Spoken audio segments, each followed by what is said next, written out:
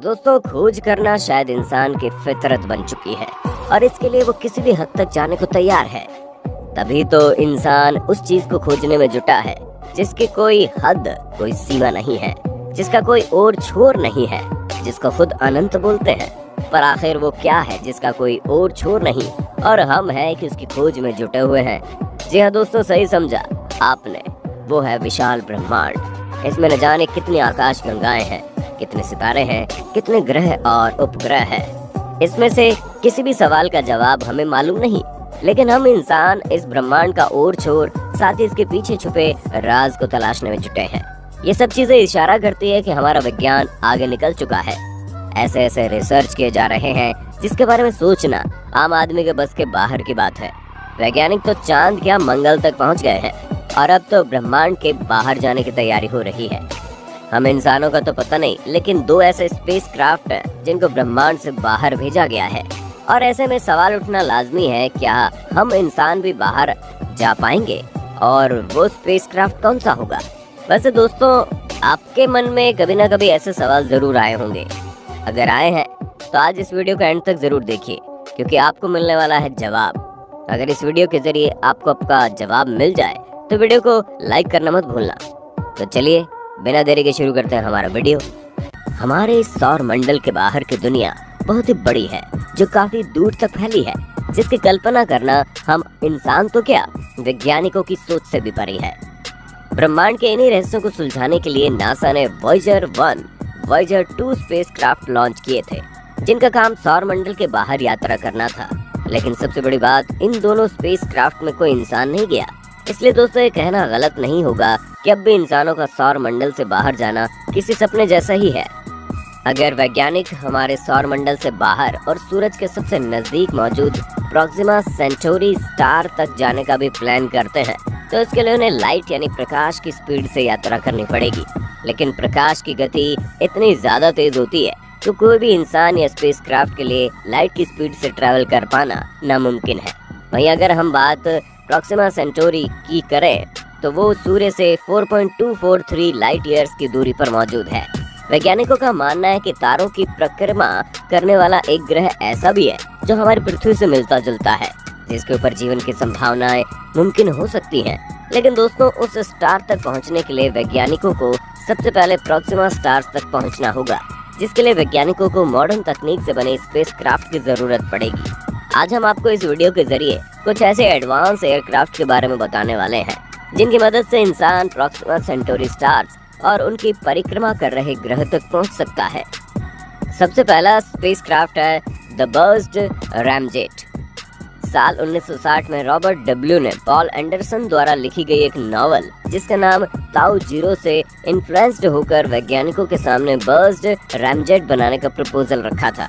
इस प्रपोजल के मुताबिक इंटरस्टेलर ट्रैवल के लिए फ्यूजन रॉकेट के साथ इलेक्ट्रोमैग्नेटिक को जोड़कर फ्यूल की खपत को कम किया जा सकता है। ऐसा करने से बर्स्ट रैमजेट नेचुरल फ्यूल की बजाय अंतरिक्ष में जो गैस है उनको यूज करेगा। उसके लिए बर्स्ट रैमजेट ने मौजूद इलेक्ट्रोमैग्नेटिक डिवाइस अंतरिक्ष में मौजूद गैस और कण को अपनी तरफ फटाक से खींच लेगा, जिसके बाद स्पेस से मिले पार्टिकल्स को रॉकेट में फ्यूल के तौर पर यूज किया जाएगा। दोस्तों, वैज्ञानिकों की एक थ्योरी के हिसाब से बर्स्ट रैमजेट का सफर तब तक चलता रहेगा जब तक अंतरिक्ष में कण और गैस की मौजूदगी होगी। इसको देखने के बाद ये कहना बिल्कुल भी गलत नहीं होगा कि बर्स्ट रैमजेट की हेल्प से ब्रह्मांड के सारी चीजों के बारे में पता लगाया जा सकता है। साथ ही बहुत सारे स्टार्स की परिक्रमा कर रहे प्लेनेट को भी ढूंढा जा सकता है जहां लाइफ की संभावना हो। दोस्तों, बर्स्ट रैमजेट एकमात्र अब तक ऐसा स्पेसक्राफ्ट होगा जो लाइट की स्पीड से ट्रैवल करने में सक्सेस होगा। हालांकि हमारे सौर मंडल के बाहर दूसरे तारों के आसपास कण और साथ ही हाइड्रोजन समेत गैसों की मौजूदगी बहुत कम होती है। अब ऐसे में हो सकता है कि बर्स्ट रैमजेट उस स्पीड से आगे न बढ़ पाए जिसकी उम्मीद आज हमारे वैज्ञानिक कर रहे हैं। लेकिन बजाय इसके बर्स्ट रैमजेट का सफर रोमांचक होने वाला है, क्योंकि कम कण और हाइड्रोजन होने के बावजूद भी ये स्पेसक्राफ्ट चलता रहेगा। दूसरे नंबर पर है anti matter rocket and black holes drags. ब्रह्मांड की सीमाओं को नापने के लिए फ्यूल से चलने वाले नॉर्मल रॉकेट और स्पेसक्राफ्ट ही कारगर साबित नहीं होते। बल्कि इस काम को anti matter rocket and black holes drives के हेल्प से भी पूरा किया जा सकता है। वैज्ञानिकों के रिसर्च के हिसाब से अंतरिक्ष में किसी भी यान के लिए सिर्फ ईंधन एकमात्र जरिया नहीं है, बल्कि यान को मैटर और एंटी मैटर के विस्फोट से भी स्पीड दी जा सकती है। रिसर्चर के हिसाब से एंटी मैटर एक बहुत ही बेहतरीन फ्यूल की तरह काम करता है, क्योंकि इसमें एनर्जी की मात्रा ज्यादा होती है।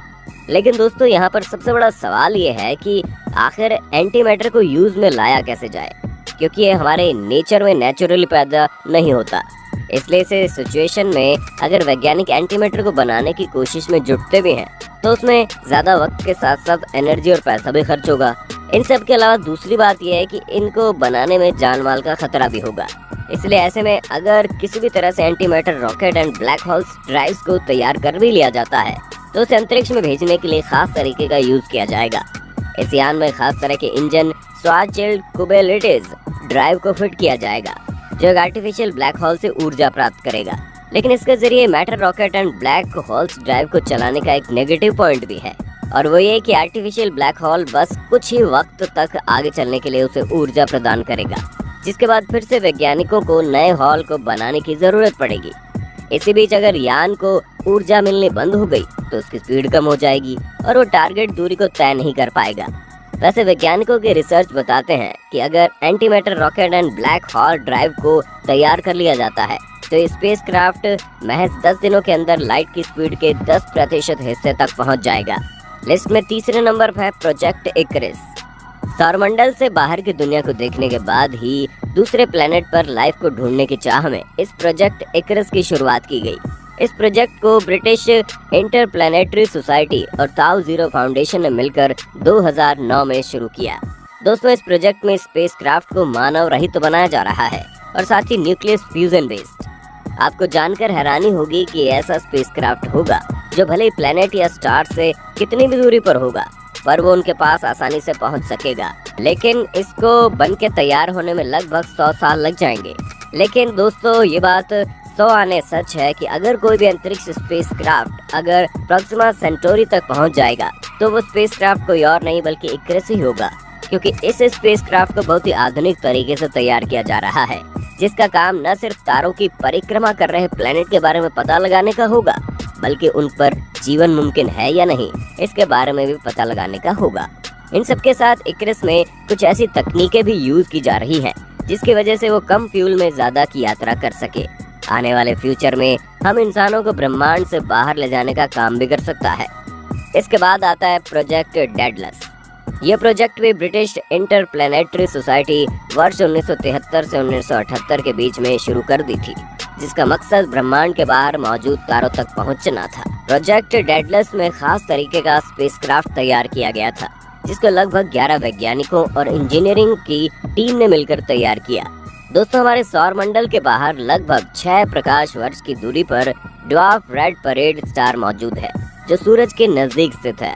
इस ड्वार्फ रेड परेड स्टार की खोज 1916 में अमेरिकी वैज्ञानिक एडवर्ड एमरसन बर्नार्ड ने की थी, और उसके बाद दोस्तों इन्हीं के नाम पर इस लाल तारे का नाम रखा गया। प्रोजेक्ट डेडलस को शुरू करने वाले वैज्ञानिकों ने ये आशंका जताई है कि इस बर्नार्ड स्टार तक पहुंचने में लगभग 50 साल का समय लग जाएगा। इस एयरक्राफ्ट को न्यूक्लियर पर्ल रॉकेट की तरह तैयार किया गया है, जो एयरक्राफ्ट की स्पीड को लाइट की स्पीड के लगभग 12% यानी कि 36,000 किलोमीटर प्रति सेकंड तक पहुंचा देगा। डेडलस एक बहुत ही इम्पोर्टेंट एयरक्राफ्ट है, जो सौर मंडल से बाहर जीवन खोजने का काम करेगा। ये एकमात्र ऐसा एयरक्राफ्ट होगा जो फ्यूल खत्म होने के बाद भी अपनी स्पीड को कम नहीं करेगा। इसके आकार की बात करें तो काफी बड़ा होगा, और ये वजह है कि इसको पृथ्वी की सतह पर बनाने के बजाय ऑर्बिट पर ही तैयार किया जाएगा।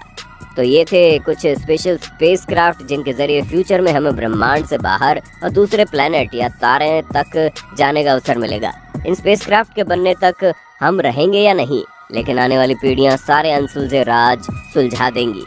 कैसे लगी हमारी वीडियो कमेंट सेक्शन में बताना। वीडियो पसंद आए तो वीडियो को लाइक शेयर जरूर करना। ऐसे इंटरेस्टिंग वीडियो के लिए चैनल को सब्सक्राइब भी करना।